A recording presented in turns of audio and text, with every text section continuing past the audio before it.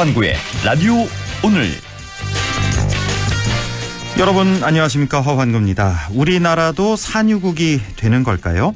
오늘 낮 윤석열 대통령이 직접 국정 브리핑을 열고 동해에 140억 배럴 규모의 석유와 가스 매장 가능성이 크다고 밝혔습니다. 천연가스는 최대 29년, 석유는 최대 4년을 쓸 수 있는 양이라는데요. 안덕근 산업부 장관에 따르면 매장된 자원 가치가 현 시점에서 삼성전자 시가총액의 5배 수준이라고 전망했습니다. 또 만약 실제 매장이 확인되면 2035년 정도에 상업적 개발이 시작될 수 있을 것이라고도 밝혔습니다. 동해에 석유와 가스가 매장돼 있다니 사실이라면 여간 반가운 일이 아닐 수 없습니다. 하지만 과거 7광구처럼 흐지부지 되지 않을까, 또 너무 성급하게 발표한 건 아닌지 우려도 되는데요. 대통령이 직접 브리핑한 만큼 기대감도 높아지고 있습니다. 산유국의 꿈이 다시 한번 현실이 됐으면 좋겠습니다. 6월 3일 월요일 라디오 오늘, 광고 듣고 시작합니다. 10년 배운 영어 10초도 말 못한다면 당신은 왕초보. 왕초보 와요 해커스톡. 왕초보 영어 해커스톡. 왕초보 영어 탈출 해커스톡. 락토픽 이렇게 새로 오셨어? 건강하고 씩씩하게. 아이들도 락토픽. 혈당 케어 힘드시죠? 부모님도 락토핏 방케어. 우리 가족 장 건강엔 새로워진 락토핏.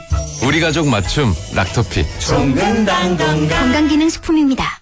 당신은 아마 아직 모를 거야. 장기렌트 숨은 강자 아마존카는 아마 믿지 못할 거야. 합리적인 이 가격을 아마존카. 장기렌트의 숨은 강자 홈페이지에서 실시간으로 확인해보세요. 아마존카. 이런 게 있을까? 원리금 보장 되는데, 만기 땐 가상금리, 복리이자도 주는데, 분리과세까지. 에이, 너무 이상적이지. 미래에셋증권에서만 만날 수 있는 개인투자용 국채. 너무 이상적인데 현실. 미래에셋증권 개인투자용 국채. 청약 가자! 원금 손실에 유의하시고 투자 전 상품 설명서 및 약관을 꼭 읽어보세요. 네, 라디오 오늘 월요일 순서 시작합니다. 1부 양승진의 슬기로운 뉴스 생활 함께하고요.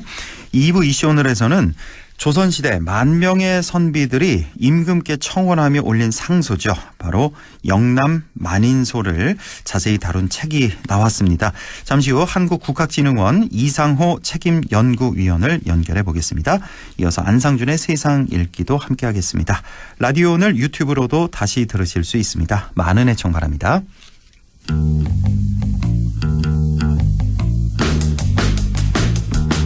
네, 슬기로운 뉴스 생활 시작합니다. 올해 초 경상북도가 저출생과의 전쟁을 선언하고 다양한 시책들을 내세우고 있습니다. 저출생 문제야말로 지역뿐 아니라 국가적 위기라는 문제의식에서 시작한 저출생과의 전쟁. 약 4개월이 지난 시점에서 적지 않은 성과를 내고 있는데요. 오늘은 이와 관련된 얘기 나눠보죠. 매일신문 양승진 기자 연결돼 있습니다. 안녕하십니까? 네, 안녕하세요. 예, 먼저 경북의 저출생 극복 정책들이 이제는 국가의 표준이 되고 있다면서요? 네, 경상북도는 지난 2월 21일 저출생과의 전쟁을 선언한 이후 지금까지 다양한 시책들을 제시하고 있습니다.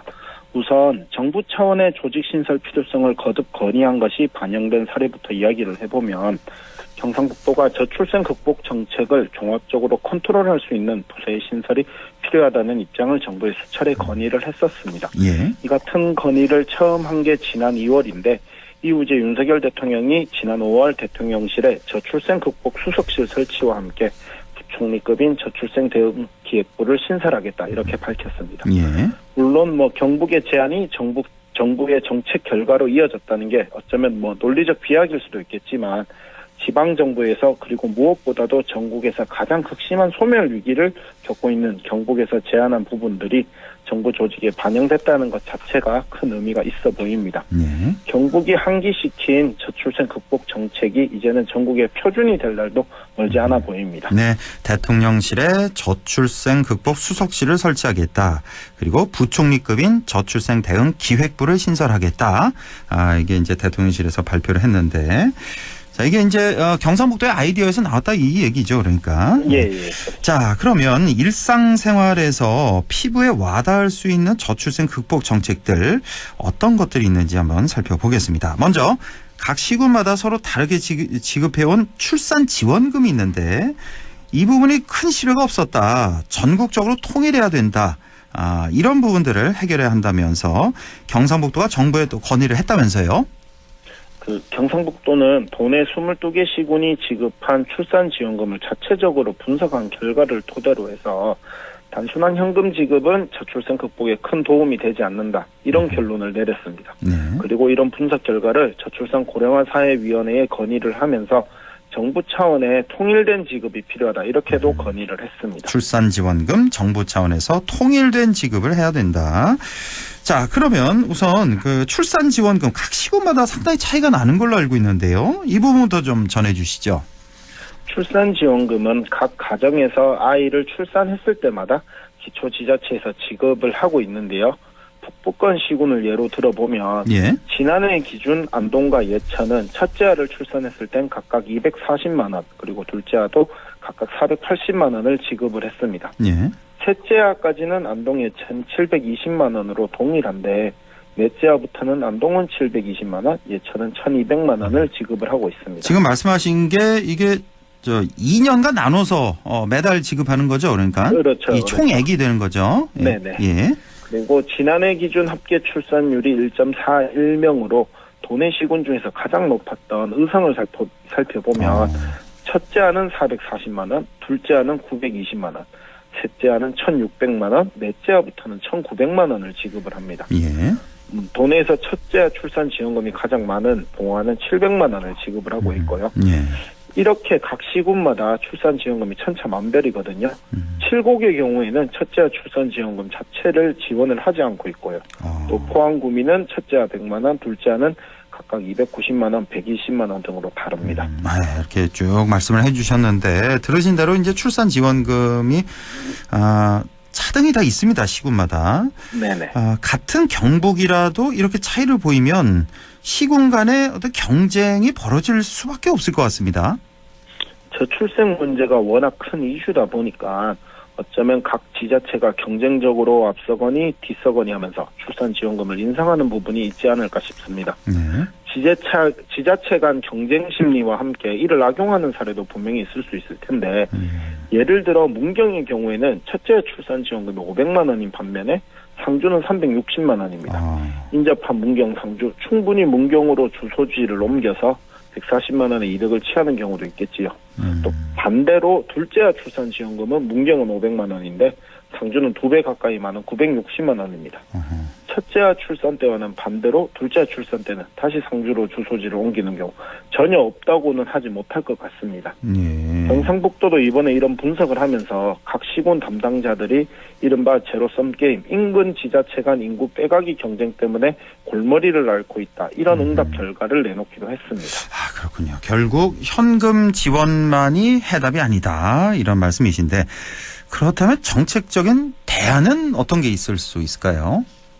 경상북도가 주목하고 있는 건 출산 이후인데요. 질 높은 보육 육아 서비스를 공공에서 제공할 수 있으면 가정에선 양육 걱정 없이 출산을 할 수 있다. 이런 해석입니다. 출산 지원금에 들어가는 재원을 보육이나 육아 서비스를 확충하는 데 투입하겠다는 건데요. 얼핏 보기에는 조삼모사일 수도 있겠는데 해외 사례를 봤을 때 상당한 효과가 있었다고 합니다. 독일의 경우에는 만 18세까지 연방정부 차원에서 아동수당을 지급하는 반면에 지방정부는 보육, 육아 인프라 확충에 열중을 하고 있습니다. 프랑스도 중앙정부는 기본수당이나 보육료 지원 등 현금 지원을 주도를 하고 지방에서는 돌봄 서비스 지원에 초점을 맞췄고요. 합계 출산율이 1.6명으로 일본 최고 수준을 기록하고 있는 도토리아는 현금성 지원 대신에 아이를 낳아서 키울 수 있는 것을 돕는 출산이나 육아 서비스 정책을 적극 펼치고 있습니다. 예. 그리고 국내에서도 동일 예산액을 지출하면 출산지원금 지급보다는 돌봄센터나 키즈 카페 등 지역 돌봄 기반이나 서비스 확대가 오히려 출산율 제고 효과가 있다라는 연구 결과도 나왔고요. 그래서 이 같은 분석 결과를 바탕으로 해서 경상북도가 정부의 출산지원금은 이제 모든 지자체가 통일하도록 하자. 그리고 지방에 남는 재원을 돌봄 인프라 확충에 나서자 이런 내용을 건의를 했습니다. 아, 이거 상당히 괜찮은 아이디어인 것 같습니다. 그러니까 출산 지원금은 통일해서 이제 정부에서 맡아서 하고, 그다음에 이제 각 지자체는 보육 육아 서비스 그 뭐 인프라 확충 여기에 신경을 쓰자는 거네요. 네네. 보니까 예.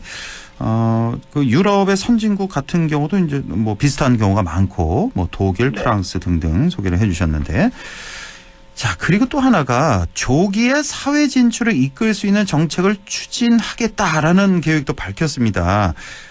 이것도 역시 정부 차원에서 나서줄 것을 건의를 했죠. 통상적으로 한국 사회는 이제 대학을 졸업한 이후에 사회생활을 하게 되거든요. 네. 그럼 뭐 사회 초년생의 나이가 남자의 경우 뭐 군대도 갔다 와야 되니까 세는 나이 기준으로 했을 때 최소 26, 27살 정도는 돼야 가능을 합니다. 네. 이후에는 뭐 밀린 학자금 대출 상환, 저금, 내 집 마련 준비 등으로 인해서 당장의 연애나 결혼을 할 엄두조차 나지 않는 상황이기도 하고요. 네. 그래서 이제 경상북도가 공직에서부터라도 고등학교 졸업자 채용을 확대를 해서 사회 진출 연령을 낮추고 조기에 취업, 조기에 결혼, 그리고 조기에 출산까지 이 세 마리 토끼를 잡겠다는 계획을 세웠습니다. 네. 이 내용도 이제 저출산 고령화 사회위원회에 건의를 했고 전국적으로 확산해달라 이런 것을 검토를 요청했고요. 그러니까 고등학교 졸업자 채용을 확대하자. 그래서 조기에 취업시키고, 그래야 이제 또 조기 결혼도 할 수 있고, 그래야 네. 조기 출산도 할 수 있는. 예. 자, 지금 고졸자 공무원 채용 제도라는 게 지금도 어느 정도 이루어지고 있다면서요? 2012년부터 시행됐는데 기술계 고등학교 졸업자나 졸업 예정자에 한해서 구분 모집을 통해서 이제 공직사회에 진출할 수 있도록 하고 있거든요. 예. 그래서 한 지난 10년간 경북에서 한 300명 정도가 이런 구분 모집을 통해서 경북도와 도내 시군의 공직자로 일을 하고 있습니다. 예. 그런데 이제 한 해 도내 전체 졸업자의 한 70%에 해당하는 일반 고등학교 졸업자의 경우에는 이 같은 별도 모집 전형이 없습니다. 그래서 고등학교 졸업 후 또 공직 진출에 도전하는 인원 자체도 계속해서 감소 추세를 보이고 있고요. 네. 실제로 지난해 치러진 경북도의 제1회 공개 경쟁 임용시험 응시생 11,400명 중에서 만 21세 이하가 한 1.9%, 219명에 불과했습니다. 그리고 전체 합격자가 1,295명인데 이 중에서 만 21세 이하는 고작 16명, 1.24%에 불과했습니다. 아주 미미한 수준이군요. 지난해 이제 네네. 경상북도 임용시험 보니까 응시생 자체도 2%가 안 됐고, 여기에 이제 합격자도 1.24% 정도에 불과했다는 말씀이신데, 자, 사회 초년생 연령대가 이제 계속해서 올라가고 있고요. 대학을 졸업하지 않으면 안 되는 이런 상황, 이런 것들이 결국 문제가 된 것 같네요. 선진국과 비교했을 때 우리나라는 턱없이 높은 대졸자 비율 이런 부분들이 있거든요. 네. 그런데 이거를 뭐 당장 개선하는 게 쉽지 않아 보이는 게 잘 알겠지만 우리 사회는 세계 최고 수준의 높은 교육률을 자랑을 하기 때문에 당장의 인식의 전환을 이끌어내는 건 쉽지 않아 보입니다. 네. 그래서 이제 단기간의 처방이 좀 중요해 보이는데 경상북도는 그동안 특성화 고등학교 졸업자, 졸업 예정자에게만 적용됐던 우수인재 수습직원 선발 제도를 일반고 우수 졸업자들에게도 확대해달라 이렇게 요청을 했습니다. 네. 일반고 졸업자 중에서 공무원을 희망을 하면 학교장 추천을 받아서 고등학교 과목인 국어, 영어, 한국사 등으로만 치르는 시험을 통해서 실무 수습 직원으로 선발이 되고 예. 6개월간 근무 평가 후에 최종 임용하는 형태거든요. 또 고교 졸업자의 공무원 임용 시험 시에도 가산점을 부여하는 안도 검토를 요청을 했고요. 결국은 청년이 조기에 사회 진출을 할 수 있도록 이끌어내는 정책을 확대하겠다 이런 계획입니다. 네. 자, 이렇게 쉽지 않아 보이는 저출생 문제. 경상북도가 정책을 계속해서 발굴하고 또 중앙정부에 개선을 요청하고 있는데요. 결국 그만큼 절박하다는 그런 반증이 아닐까 싶네요. 사실은 이제 저출생 해결이나 소멸 위기 극복 이런 주제는 지금 상황에서는 모든 정책을 시행하는 데 있어서 논리적 뒷받침이 될 수밖에 없거든요. 예. 그만큼 지방을 넘어서서 국가의 소멸 위기의 골든타임이 얼마 남지 않았다 이런 뜻이기도 하고요. 그동안 이제 저출생 극복을 위해서 정부가 20년간 한 300조 원 가량을 투입을 했으나 지금의 상황에 이르게 된 거는 제대로 된 정책 발굴 없이 선심성 예산 투입이라던가 출산 지원금과 같은 경쟁적인 예산 집행이 이뤄졌기 때문으로 보여집니다. 네. 그래서 결국은 현장의 목소리를 제대로 발굴을 해서 이를 정책으로 입안하고 당장의 가시적인 성과를 이끌어낼 수 있도록 하는 게 가장 중요해 보입니다. 네, 오늘 여기까지 보죠.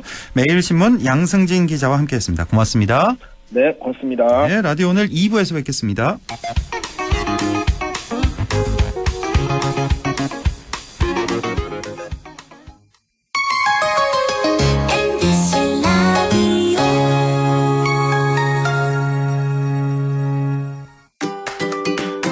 안동과학대학교에서 오는 6월 14일까지 지역산업연계 바이오 생명 분야 인력 양성 과정 교육생을 모집합니다.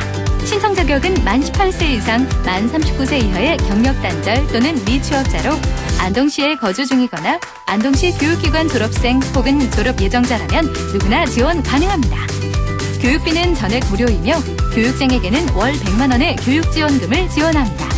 자세한 사항은 안동과학대학교 홈페이지 또는 전화번호 054-851-3691, 054-851-3691번으로 부탁드리며 여러분의 많은 지원 바랍니다. 오늘도 안전하게 음주운전 예방수칙 알려드립니다. 첫 번째, 술자리가 예정된 경우 미리 귀가 방법을 정하고 차는 가져가지 않는 것이 안전합니다. 두 번째, 음주 후 자전거나 전동 킥보드를 이용하는 것도 음주운전 처벌 대상에 포함됩니다. 세 번째, 과음을 한 다음 날에는 대중교통을 이용해주세요. 숙취 음주운전 역시 처벌 대상입니다. 네 번째, 음주운전을 방조하는 경우에도 3년 이하의 징역형 또는 1,000만 원 이하의 벌금형에 처해질 수 있습니다. 적극적으로 말려주세요. 위험한 음주운전 미리 예방하여 소중한 생명을 지켜주세요.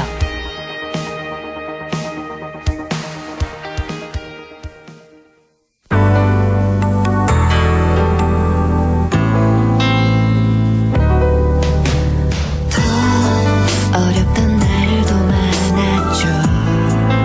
우리 함께 한다면 따스함을 느껴요. 사랑이 있어요. 소중한 꿈을 이뤄봐요. 우리 함께 여기 있으니 감동과 사랑 있는 MBC 라디오 문화방송 100.1 MBC 라디오. 네, 6시 23분 8초 지나고 있네요. 이슈 오늘 시작합니다. 조선시대 만명의 선비들이 임금께 올린 상소인 만인소. 이 만인소는 영남의 선비들로부터 시작됐는데요. 영남 만인소를 자세히 다룬 책이 최근 출간됐습니다. 한국국학진흥원 이상호 책임연구위원 연결해서 자세한 얘기 나눠보겠습니다. 자, 이상호 위원님 안녕하십니까? 네, 안녕하세요. 아우, 예, 오랜만에 뵙네요. 네, 예, 반갑습니다. 아, 최근에 이제 영남 선비들 정조를 울리다라는 제목 1792년 만인소 운동이라는 책을 발간을 하셨는데요. 만인소 운동을 꼼꼼하게 복원한 책이라고 합니다. 어지간한 사극 드라마를 능가하는 재미가 있다는 평도 있던데요. 자, 먼저 이 책을 쓰시게 된 배경부터 설명해 주시죠. 네, 제가 2018년에 이게 이제 만인소가 유네스코 세계기록유산국 아시아 태평양 지역 목록으로 등재가 됐는데요. 네. 그 당시에 제가 이 담당자였거든요. 그래서 이제 이걸 좀 연구하고 또 등재하는 과정에서 보니까 일단 기록물의 크기도 굉장히 좀 놀랬고요. 그리고 또 더 중요한 것은 이게 이제 목숨을 걸고 이루어졌던 운동을 통해서 만들어진 이 과정들을 제가 보면서 굉장히 좀 다양한 측면에서 놀라웠던 기억을 가지고 있습니다. 그래서 근데 이제 이 관련 기록들을 제가 이제 조선왕조실록이나 성정원 일기 이런 것들을 보니까 그게 많이 남아있지는 않더라고요. 그런데 우리 지역의 일기들을 이렇게 찾아보니까요. 이 만인소 관련 굉장히 자세한 기록들이 많다는 사실을 알게 되었고 그래서 이 기록들을 좀 읽으면서 이런 느낀 당시의 상황들을 많은 분들하고 좀 공유하고 싶다 이런 생각을 좀 가지게 되었었습니다. 그래서 모두가 읽을 수 있는 수준으로 좀 꼼꼼하게 이렇게 상소 과정을 복원해내면 이 속에 들어있는 의미들을 좀 같이 나눌 수 있지 않을까 이렇게 생각돼서 이렇게 집필을 하게 되었습니다. 아, 그렇군요. 집필 기간은 얼마나 걸리신 거예요? 네, 이게 뭐 자료 준비하고 하는데 한 1년 이상 조금 걸렸던 것 같은데요. 자료 준비 1년. 네, 근데 실제로 이제 붙어서 집필한 건 한 2-3달 정도 이렇게 집필했던 걸로 기억을 하고 있어요. 그렇군요. 예. 네네네. 혹시 그 만인소 그 상소문이 있잖아요. 네네네. 그게 오롯이 이렇게 지금 보존이 돼 있는 건가요? 지금 현재 남아있는 만인소는 이제 조선시대 때 만인소가 총 7번 올라가는데요. 7번 조선시대. 네네. 그 중에 상소문 자체가 남아있는 것은 2개밖에 안 남아있고요. 7개 중에 2개가 뭐 그대로 보존이 돼 있나요? 혹시? 네네. 훼손된 거 없이? 하나는 지금 국가진흥원에 있고 또 하나는 옥산서원에 보존이 돼 있는데요. 예. 그 외에 나머지는 사실 이렇게 뭐 전달되는 과정에서 일출되기도 하고 또 뭐 다 이렇게 없어진 그런 상황이라고 보시면 될 것 같습니다. 그렇군요. 예. 네네. 자, 잘 모르시는 분들을 위해서 뭐 저도 사실 잘 모릅니다.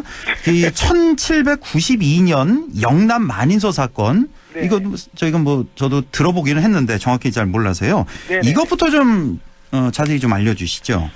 네, 일단 뭐 처음 들으시는 분들은 만인소라는 말 자체가 좀 생소하신 분들도 꽤 있으실 것 같아요. 예. 이게 이제 지금으로 치면은 이게 10,000명 이상의 연명한 청원서 이렇게 보시면 될 것 같은데 이게 이제 그 당시에 가장 권력이 높은 사람이 왕이었으니까 우리가 왕에게 올리는 청원이나 그걸 상소라고 부르거든요. 예. 근데 이 상소 같은 경우는 개인이 올리는 상소도 있고 또 집단으로 연명해서 올리는 상소도 있는데 만인소는 그 연명자가 10,000명을 넘는 상소다라는 의미에서 우리가 만인소라고 부르거든요. 예. 근데 이게 이제 1792년 만인소는 굉장히 좀 독특한 게요. 이게 우리 지역하고도 굉장히 좀 관련성이 높은 게 이게 이제 1792년 정도가 되면 이게 이제 우리가 당파로서의 영남 남인이 중앙정계에서 완전히 소외된 지 한 100년 이상이 넘는 그런 시기였고 조정은 또 기원오론이 완전 권력을 잡고 있는 그런 시기였거든요. 이때가 1792년이 그러니까 그렇죠. 영남 남인이라는 당파가 있었고 네네네. 지금 조정에는 그 당시 정부에는 기호 노론이라는 세력들이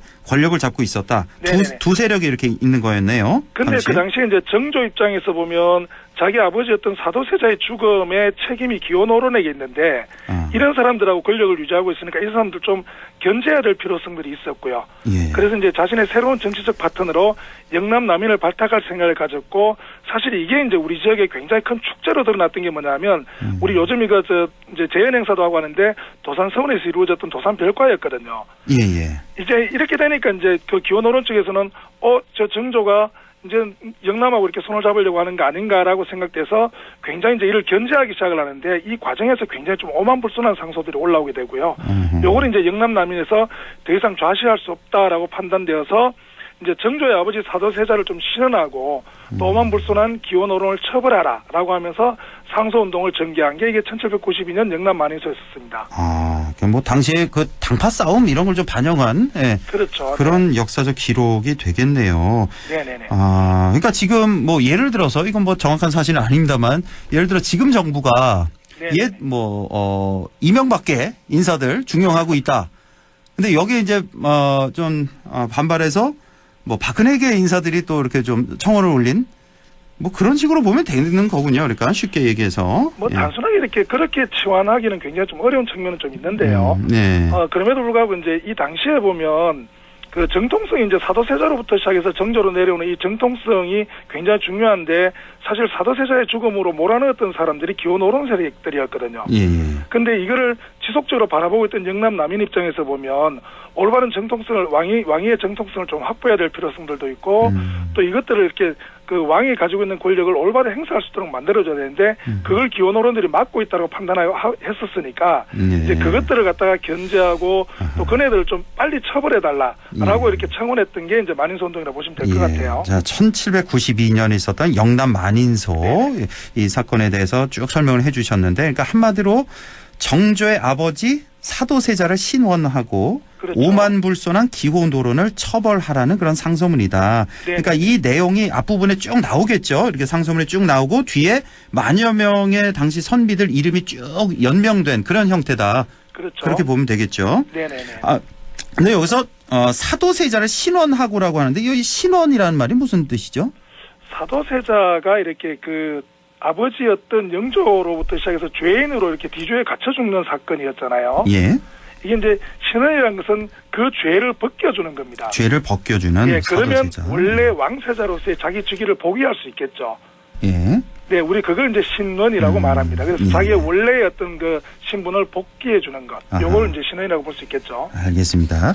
그 조선시대 이런 상소문이 총 7건이 있었다고 했는데, 네네. 이 1792년에 이 영남 만인소, 이게 그 최초의 상소문이었습니까? 아니면 몇 번째쯤 되는 거였죠? 네, 이게 이제 영남 만인소 같은 경우는 1792년 지금 말씀드렸던 요 상소가 첫 번째 상소였고요. 아, 이게 처음이었군요. 네네네. 그 이후로 이렇게 1800년대까지 쭉 진행되면서 아하. 1884년까지 총 7번 이렇게 올라가게 되죠. 1840년대까지. 네네네. 자, 이제 말씀하신 대로 이제 최초의 상소문이 되겠는데, 네네. 이렇게 많은 선비의 서명을 받는 일이 당시로 글쎄요, 지금 생각해서는 뭐 당시에 교통이나 뭐 통신 이런 것도 전혀 발달되지 않았고 네네네. 굉장히 어려운 일이었을 것 같은데요.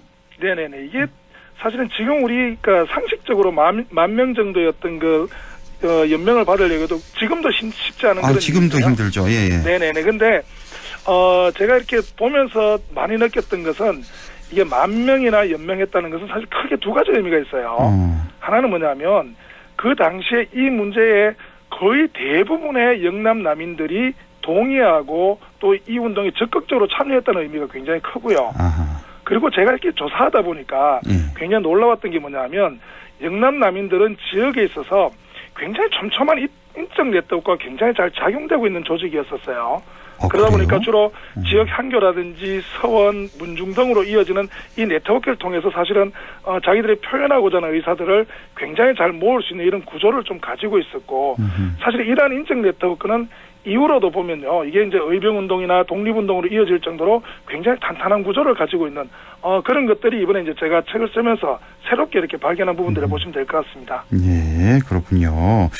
참 지금이야 뭐 지금의 국민청원 뭐 이런 걸로 보면 되는 거잖아요. 네네, 지금이야 뭐 인터넷 서명 이런 게 이제 발달돼 있다 보니까 뭐 10,000명 넘기는 게 그렇게 어렵진 않은데 이 당시엔 정말 정말 어려웠을 것이다라는 생각이 들고 조선 시대에는 또 종이가 그렇게 고가품이었다고 하던데요. 네네. 이 상소에 쓰인 종이만 해도 상당한 양이었다고요? 네, 이게 제가 처음에 이거 조사하다가 굉장히 그 책을 쓰면서 이렇게 자료를 읽다가 놀랬던 게 뭐냐면 상소 운동을 하기 위해서 소청을 딱 열자마자 가장 먼저 예산이 필요해서 예산을 빌리고 그 돈 갖고 이렇게 이제 가장 먼저 했던 게 종이를 사는데요. 그때 처음에 샀던 종이가 보니까 제가 2,200여 장 정도 되는 굉장히 두꺼운 고급 종이를 구매하는데 그 비용으로 25냥이 들었더라고요. 25냥이 들었다. 당시에. 예, 근데 이 25냥이 지금 가늠이 잘 안 되시잖아요. 얼마쯤 되는지. 근데 이 당시에 사실은 한양에 꽤 괜찮은 기와집 한 채, 지금으로 치면은 강남에 굉장히 한 30평형대의 아파트 정도에 되는 수준의 굉장히 괜찮은 기와집 한 채가 대략 100냥에서 150냥 정도로 이렇게 거래될 때였거든요. 아, 지금 이게 종이값이 25냥이니까 그러면 그렇죠. 얼마예요? 그러면 집 한 채 보통 한 4분의 1. 4분의 1에 해당하는 그런 돈이 들었는데 이게 상소운동이 총 3차례에 걸쳐 상소문이 만들어지거든요. 예. 그러면 한양에 꽤 괜찮은 기와집 한 채 값은 썼다고 볼 수 있겠죠. 근데 이게 이제 보면 제가 1855년 그 만인소 원본을 보면 이게 만인소 길이만 해도 100m가 넘고요. 무게도 13kg가 넘는데 관련된 어떤 문건들을 만들다 보면 종이값만 해도 사실은 상상을 지금 현재 우리의 어떤 그 비용으로는 좀 어려울 정도로 굉장히 많은 예산이 들어갔다 이렇게 추정이 되죠. 예. 그 1855년 만인소 원본 이렇게 쭉 다 보셨을 거 아니에요? 그렇죠. 이게 그러니까 길이가 뭐 100m가 넘는다. 그러면 이게 종이를 이렇게 다 이렇게 붙였을 때 100m 넘는다는 얘기죠, 그러니까? 예, 이게 이제 만인소는 기본적으로 저주도 오렌지라는 이렇게 두드려서 만드는 굉장히 고급 종이를 썼더라고요, 보니까요. 아, 고급 종이를 썼군요, 당시에. 네, 근데 그것들을 다 이렇게 이어 붙여서 그렇게 그 상소를 만들었다고 보시면 될 것 같습니다. 아, 이 종이가 그러면 그 원본 보셨으니까 한 장에 뭐 몇 명, 예를 들어 뭐 100명, 200명 이름 올라가서 이렇게 그게 이제 뭐 100장, 200장 이렇게 된 게 아니라 네네네. 한 장에 쭉 이렇게 종이를 연결한 거예요? 길게? 네네네. 종이를 그 일정 정도 크기의 종이를 계속 연결해서 100m까지 이렇게 연결을 하고요. 아, 그래요? 그 위에 글을 잘 쓰는 사람이 촘촘하게 처음부터까지 글을 다 이렇게 베껴서 사람 이름을 적고 그 밑에다가 이제 개인들이 이렇게 사인에 해당하는 수개를 갖다 옮겨 적은 그런 그 문서라고 보시면 될 것 같습니다. 그렇군요. 그 문서가 그러니까는 길게 한 장이군요. 크게 100m 넘는 그렇죠. 길게 한 장 다 이제 붙여서. 자, 이렇게 종이뿐만 아니라 상소를 올리기 위해서 한양을 찾은 선비들의 그 한양 체류비도 뭐 만만치 않았을 텐데요. 그렇죠. 예. 어떻게 뭐 어느 정도였습니까, 당시? 이게 그 이제 보통 우리가 그 만인소 운동을 진행하는 과정에서 들었던 예산을 저희들이 추정해 보면 제 책에도 그렇게 나옵니다만 이게 수천만에서 수억 정도가 될 걸로 이렇게 보이는데요. 그 대부분이 사실은 그 이제 이 상소 운동을 진행하는 사람들의 체류비와 식사비로 지급될 정도로 굉장히 만만치 않은 그런 예산들이 들게 되는데요. 사실 이게 지금처럼 이렇게 뭐 숙소나 식사 시스템이 여행자를 위한 이런 것들이 잘 갖춰지는 데가 아니잖아요, 그죠? 그렇다 보니까 원래는 이렇게 개인이 이렇게 뭐 해결해야 되지만 실제로 소청에서 보면 굉장히 많은 선비들의 체류 비용을 직접 제공하고 그게 그 전체 어떤 그 상소 진행 경비에 굉장히 많은 부분들이 이렇게 들어갔던 걸로 보여요. 그래서 이제 나중에 보면 상소 운동이 굉장히 길어지게 되면 정조 같은 경우는 저 사람들 참 체류 비용이 문제가 있을 거라고 판단해서 체류 비용을 좀 이렇게 제공해 줄 정도로 이게 이제 그 예산 자체가 쉽지 않은 그런 일이었던 것은 분명해 보입니다. 그래요. 설명 들어보니까 체류비가 이렇게 만만치 않게 들어갔다. 그러니까 이 상소문을 작성을 해서 그냥 한양에 올라가서 그냥 바로 전달, 하루 이틀 만에 이제 전달하고 내려오고 이게 아니었나 보네요. 예, 이 당시 특히 이제 1792년 만인소 운동 같은 경우는 상소 운동을 하는 사람들이 전부 다 서울로 가서요. 거기서 이제 소청이라는 것을 형성을 하고 거기서부터 이제 그 뭐 문안을 제작하고 또 지역에서 언론 명첩을 옮겨 적고 하는 모든 일들이 다 서울에서 이루어지다 보니까 유난히 이게 체류 비용이 많이 들었던 걸로 이렇게 보여요. 한양에서 또 어떤 뭐 그 여러 가지 절차가 또 있었겠군요. 네네네네. 그 작성 자체는 이제 그 영남 지역에서 해서 가져 올라갔겠지만 명첩만 영남 지역에서 해서 올라가고 실제로 이제 상소나 이런 것들은 다 서울 가서 하는 걸로 이렇게 그 1792년 만에서는 그렇게 진행됩니다. 예. 자, 이 책 제목이요. 사실 네네네. 이거 만인소면 예를 들어 뭐 영남 만인소 뭐 이런 식으로 지었을 것 같은데 네네. 책 제목이 영남 선비들 정조를 울리다예요. 네네네. 자, 이 제목을 보니까 영남 선비들이 일단은 뭐 정조를 이 만인소를 통해서 뭐 감동을 시켜서 정조를 울렸다 뭐 이런 내용인 것 같은데요. 실제 그렇습니까? 네네네. 이게 사실 우리 왕의 눈물을 기록해서 보기가 거의 어렵거든요. 특히 이제 조선왕조실록이나 성정일기 등이나 이런 것들이 거의 없는데요. 사실 이 당시에 보면 그 이제 지역에서 올라가는 사람들 같은 경우도 보면 특히 유의자 선생 같은 경우도 어머니의 눈물을 뒤로하고 이렇게 목숨을 건 소행길에 나서게 되거든요. 그리고 이런 사람들이 모여서 만든 이 10,000명 이상의 청원안 이런 청원이 만들어지니까 정조 입장에서 보면 이게 사실은 수십 년 동안 자기 아버지 사도세자의 죽음을 마음속에 눌러놓고 있을 거였잖아요. 그죠? 근데 이게 그 상소문을 읽는 과정에서 완전히 이렇게 그 눈물샘이 이렇게 터지게 되는 이런 기록들을 볼 수 있는데요. 그래서 이제 왕조실록에는 보면 왕의 눈물을 직접 기록 못하니까 정조가 목이며 말을 잊지 못할 정도다 이렇게 기록돼 있는데 당시에 상소운동에 참여했던 그 류의자 선생의 기록에 따르면 그 상소를 듣고 고개를 들지 못할 정도로 이렇게 울고 있었다라고 이렇게 기록돼 있고요. 실제로 이제 이렇게 상소를 듣고 난 다음에 정조는 만인소 운동을 주도했던 소인들을 직접 이렇게 희정당 당상으로 다 불러올려요. 그리고 이렇게 이야기를 나누는데 당시의 기록에 따르면 아마 부자간이라 해도 이처럼 다정할 수 없었을 거다라고 기록될 정도로 사실은 굉장히 정조가 감동하고 또 거기에 대해서 어떤 그 굉장히 큰 반응을 이렇게 보여주게 되고요. 이것 때문에 이제 영남은 이 만인소를 통해 사실 새로운 꿈을 키울 수 있게 되었죠. 그런 거군요. 이게 이제 역사적 기록에 다 나와 있는 거군요. 그러니까. 네네네. 그러니까 여기서 이제 쭉 뭐 몇 번 말씀하셨습니다만 뭐 목숨을 건 뭐 상소문 이렇게 표현을 하시잖아요. 그러니까 이 상소문을 올렸다가 당시에 이제 정권을 잡고 있었던 아까 그 기호노론이라고 했나요? 그 당파 그 세력들에 의해서 처단을 당할 수도 있었던 이 10,000명의 선비들이 그런 의미에서 이제 목숨을 걸었다는 말씀이셨죠. 예.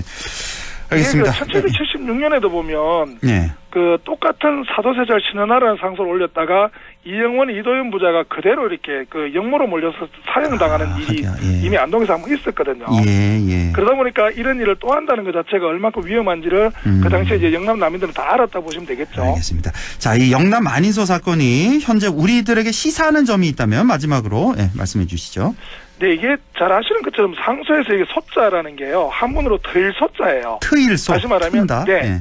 위로 트여 있는 것을 상소라고 하는데 이 트일소는 우리가 소통하다 할 때 소자도 같은 한자를 사용을 해요. 예. 다시 말하면 상소란 건 신하와 임금 간 그리고 일반 백성과 권력자 간에 이루어지는 소통의 단면을 이렇게 굉장히 잘 보여주는 건데 조선시대 같은 경우는 이걸 보장하고 또 필요한 경우 만여 명 이상이 참여해서 중앙 권력과의 소통을 시도하고 그걸 받아들여준 게 이게 만인소 운동이거든요. 예. 근데 사실 우리가 이제 민주주의 사회를 살면서 가장 핵심은 굉장히 다양한 측면에서 소통해야 되고 또 이런 소통을 통해서 이제 우리 민주주의 시민들이 자발적으로 참여하고 또 그런 참여를 보장하는 이런 것들이 이렇게 함께 좀 이루어져야 되는데 이런 것들이 잘 이루어지지 않는 부분들이 지금도 여전히 많죠. 그래서 이런 어떤 고민들을 가지고 좀 이렇게 소통하는 사회를 향한 그 지혜를 좀 이 만인소에서 배웠으면 어떨까라는 생각이 제가 이렇게 마지막으로 좀 드리고 싶은 그런 얘기가 되겠습니다. 그렇군요. 지금도 사실 우리 윤석열 대통령 소통 문제로 참 얘기거리가 많지 않습니까? 그렇죠. 이 책을 윤석열 대통령께 좀 이렇게 전달하는 방법은 어떨까 싶네요. 네, 좀 전달되었으면 좋을 것 같다는 생각입니다. 예, 알겠습니다. 자, 오늘 이렇게 만인소 복원 책이죠. 영남 선비들 정조를 울리다. 그 저자 한국국학진흥원 이상호 책임연구위원 만나봤습니다. 오늘 말씀 잘 들었습니다. 네, 고맙습니다. 네, 안상준의 세상 읽기 바로 이어가겠습니다. 국립안동대학교 사학과 안상준 교수와 함께합니다. 교수님 안녕하십니까? 네, 안녕하세요. 예, 오늘 어떤 얘기 나눠볼까요? 오늘은 슬픈 군대 얘기를 좀 해야 될 것 같습니다. 최근에 또 사건도 많았던. 네. 지금 최상병 특검법이 정치권에서 공방이 계속되는 가운데 지난 5월 달에만 그 훈련병이 얼차려를 받다가 사망하는 사건을 포함해서 한 4건이 사망 사건이 일어났다고 합니다. 군대에서 5월에만 4건의 사망 사건이 있었습니까? 그 중에는 이제 20대 장교도 포함되어 있고요. 예. 근데 이제 우리가 국민의 의무를 이제 이행하기 위해서 간 병사들이 사망하는 사고가 우리 군에서는 오래전부터 많았습니다. 그리고 방치되어 있었고요. 예.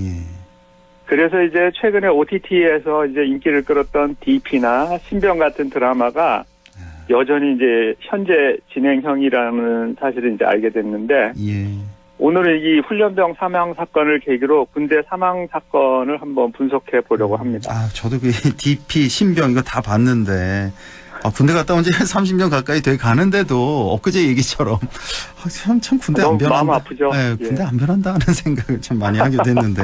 예. 자, 우선 그 훈련병 사망 사건 이게 이제 강원도 인제군에 있는 12사단 신교대에서 발생한 사건이었죠. 네. 예. 지난달 23일 강원도 인제군 12사단 신병교육대에서 훈련병 가운데 6명이 군기 훈련, 우리가 보통 이제 얼차려라고 하는 그 기합을 받다가 한 명이 쓰러져서 후방으로 후송됐는데 이틀 만에 사망하는 사건이 일어났습니다. 그래서 이제 군이나 이제 정부 여당이 굉장히 지금 신속하게 움직이고 있는데 그런 가운데 어제 6월 2일 날 고위 당정 협의회가 열려서 이 재발 방지를 위한 종합적인 대책을 발표했다고 합니다. 그 가운데에는 신병교육대 훈련 실태를 전수조사하는 내용도 담겨 있다고 합니다. 그렇군요. 예. 자, 어떻습니까? 지금 우리나라 군대 내 사망사고, 지난 5월에만 4명의 사망사건이 있었다고 했는데, 이 사망사고가 어느 정도나 일어나고 있는지 뭐 통계 자료가 있죠?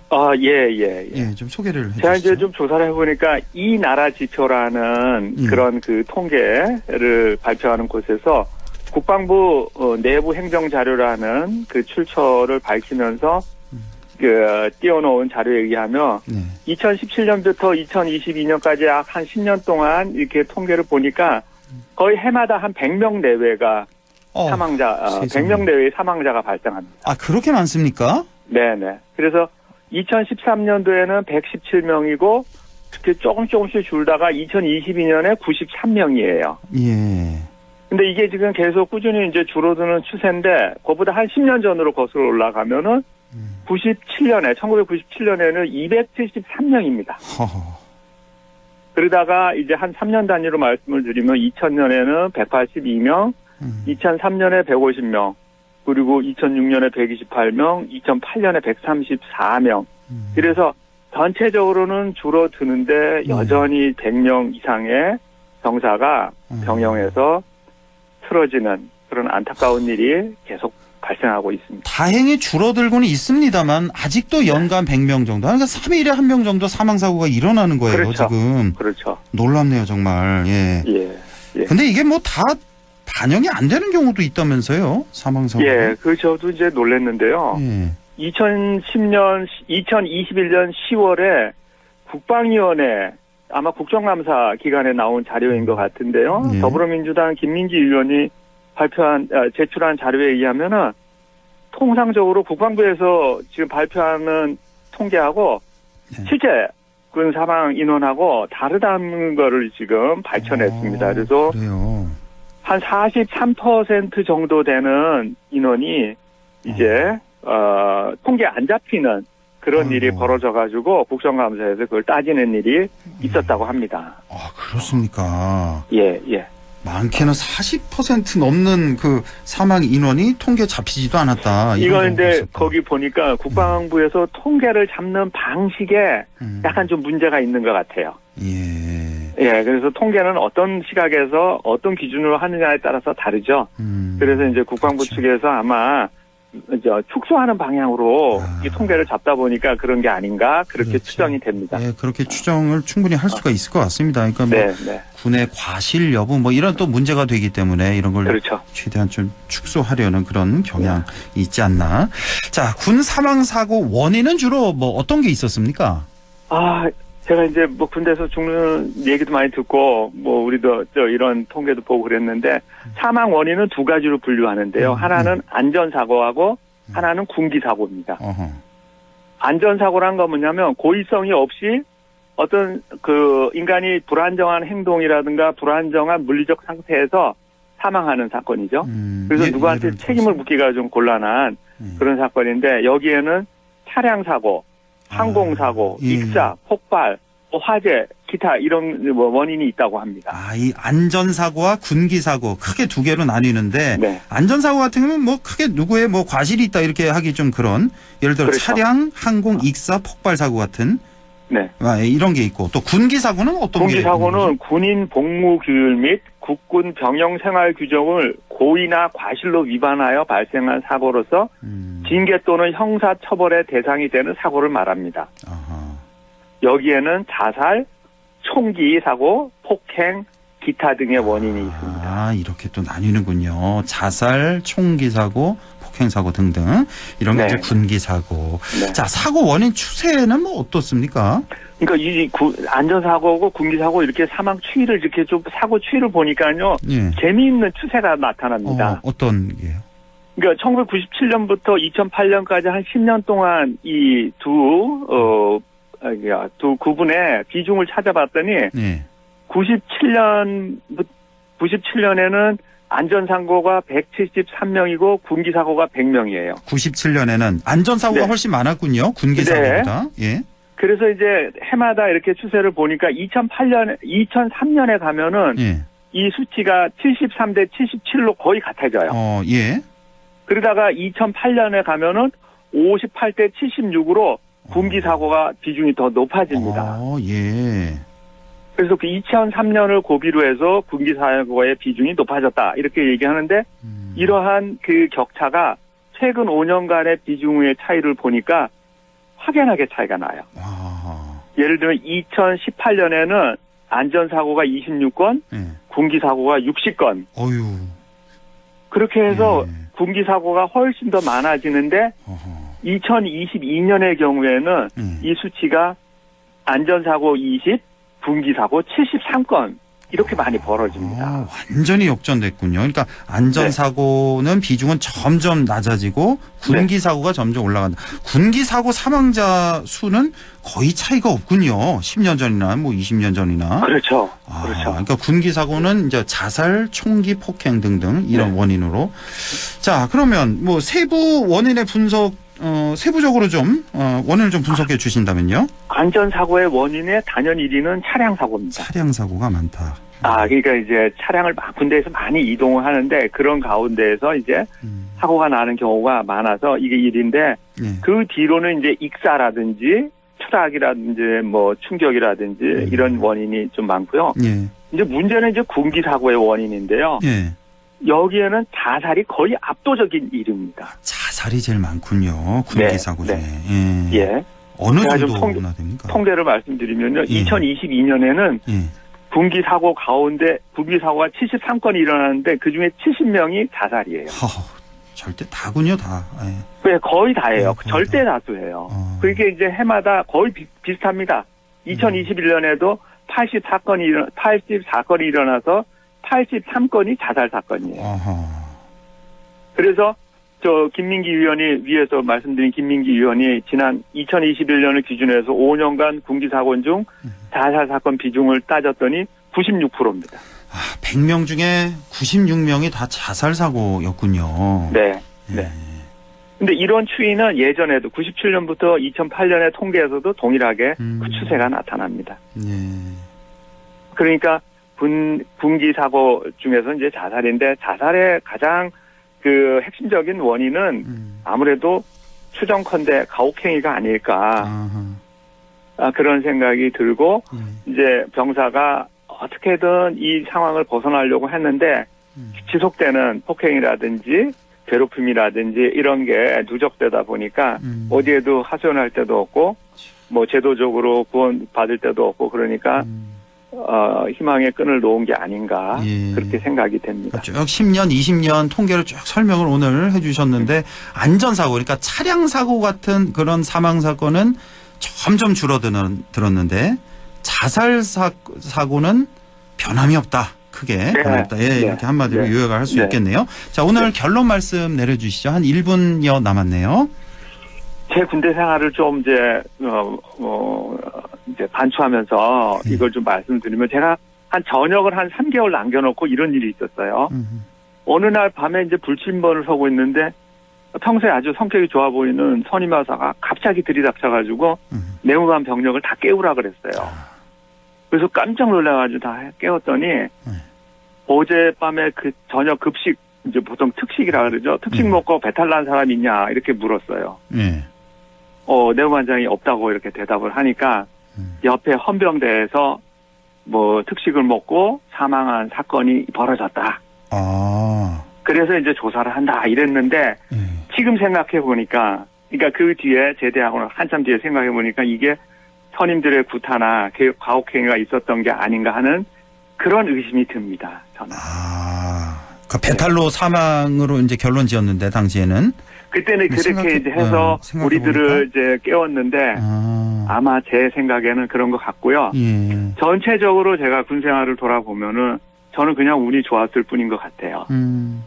그래서 이제 웃으면서 뭐 크고 작은 군대 얘기 에피소드를 얘기하지만 가끔 가다한 악몽이 들기도 하고 만약 저에게 아들이 있어서 군대를 보내야 된다면 솔직하게 자신이 없어요. 자신 없고 너 걱정하지 말고 갔다 오라고 이런 말을 할 자신이 없습니다. 그렇죠. 그래서 지금 우리 정부는 이 모든 군대 내 사망 사건에 대해서 철저하게 조사하고 해당 조치를 취해야 되고 제가 이 자리를 빌어서 병영에서 쓰러진 많은 병사와 그들의 부모님에게 애도를 표합니다. 알겠습니다. 자, 지금까지 안상준의 세상 읽기 국립안동대학교 사학과 안상준 교수와 함께했습니다. 고맙습니다. 네, 안녕히 계세요.